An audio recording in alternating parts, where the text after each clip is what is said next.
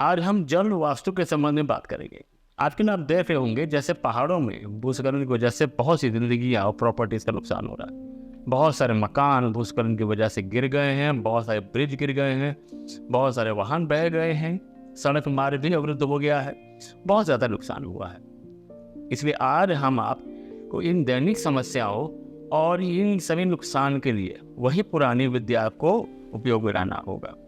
इस विद्या को वापस लाना होगा, नहीं तो हो सकता है जिस बिल्डिंग में आप इस समय रह रहे हैं वो भले ही सोसाइटी में हो अथवा आपका अपना बंगलो हो, वो भी देखने में बहुत सुंदर हो, लेकिन कमजोर आर्किटेक्ट प्लानिंग की वजह से वह भी खतरे से खाली नहीं होगा। पहले मकान या व्यवसायिक स्थान वास्तु स्थपति जो कि एक सीनियर वास्तु प्रोफेशनल होता था, वही सारी चीजें बनाते थे कि उनको कंस्ट्रक्शन की ये सारी स्ट्रीम्स की जानकारी होती थी। वो बहुत ही सीनियर कंसल्टेंट होते थे जिनको मूर्ति बनाने को हो, भले ही वो लकड़ी का काम हो, भले ही वो मकान का निर्माण की व्यवस्था हो, उसमें नींव से लेकर के पूरा ऊपर तक, भले औजारों का बनाना हो, भले वो हथियारों का हो या वो पौंड का बनाना हो, हर एक चीज को वह बनाने में माहिर होते थे। स्थपति पहले उस जगह पर जाते थे जहां भी मकान बनाना होता। कुछ समय स्थपति उस स्थान पर रहते थे और वहाँ की आबा हवा को इंस्पेक्ट करते थे। वहाँ की ज़मीन कैसी है, वहाँ का विंड फ्लो कैसा है, वहाँ का वाटर फ्लो कैसा है, वह उन सभी का आकलन करने के बाद भवन निर्माण के लिए एक ब्लूप्रिंट तैयार करते थे। वास्तव में निर्माण में बहुत सारे आकार होते हैं जिसका इस्तेमाल किया जाता है, जैसे चौकोर है, गोलाकार है, बहुत सारे शेप्स होते हैं जिसको निर्माण में प्रयोग किया जाता है।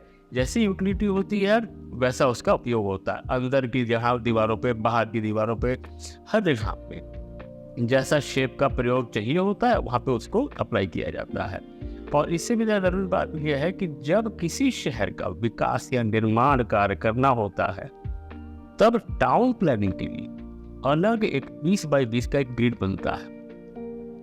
20 बाई 20 के ग्रिड में 400 चेम्बर्स होते हैं जिसको सूर्य विश्लेषक मंडल कहते हैं। इस ग्रिड को या मंडल का उद्देश्य ये होता है कि आप अपनी सीमाएं जानें, वहां निर्माण करना है और कहां नहीं करना है।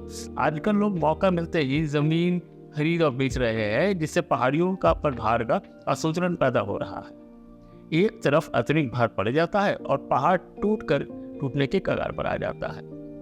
अधिक नमी मिलते ही मिट्टी का जुड़ाव खत्म हो जाता है पहाड़ से, एक नेचुरल प्रोसेस। लेकिन जब एबनॉर्मल जो उसको वेट पड़ता है तो वो दिक्कत होती है।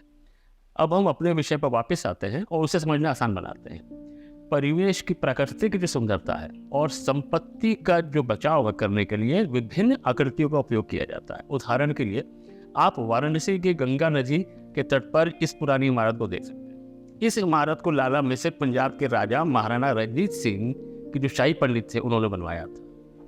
बाद में इस कोठी को रीवा के राजा को बेच दिया गया, जिसे अब रीवा कोठी के नाम से जाना जाता है। नदी के प्रवाह को ध्यान में रखते हुए इस इमारत की बाहरी स्तंभों को खूबसूरती से सजाया गया है जो गंगा नदी के प्रभाव को समर्थन करती है। ऐसे कई निर्माण विभिन्न शहरों में किए गए हैं जो इमारत की बाहरी दीवारों को कार्डिनल डायरेक्शंस के हिसाब से अलाइन किया गया है और वायुगति के हिसाब से भी इसको अलाइन किया गया है।